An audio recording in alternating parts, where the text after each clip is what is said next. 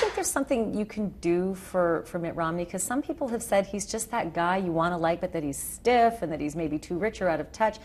Can you help with the everyman approach? Do you see that as a role for you? He's really a much different guy than you see on television, and I understand that.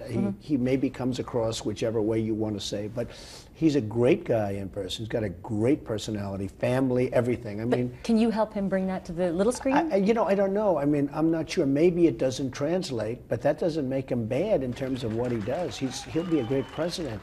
You know, the sad part about the world in which we live, if you do well in television, you maybe can get elected to something, but that doesn't mean you're going to be any good at what the big picture is, which is running a country. All right, talk to me about electability. Everyone talks about electability being almost the most important thing among voters so far who've been going to the GOP polling stations.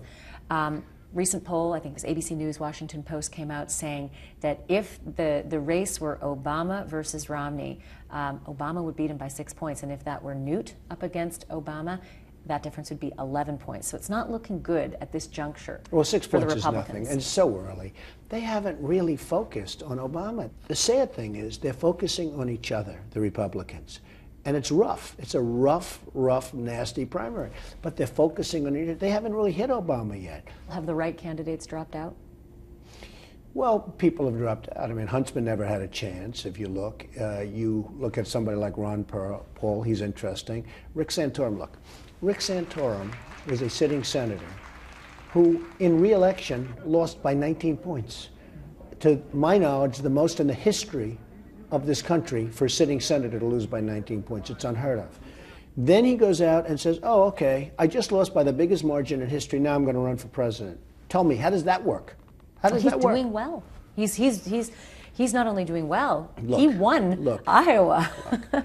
How do you run for... That's like me saying, I just failed a test, now I'm going to apply for admission to the Wharton School of Finance, okay?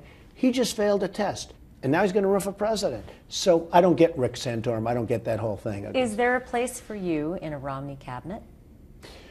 Well, it's certainly not something I'm looking for, but if I can do anything to help this country, we have to do something to help the country. We can't keep losing our jobs to other countries. Have you and talked about losing it with really Governor Romney? respect.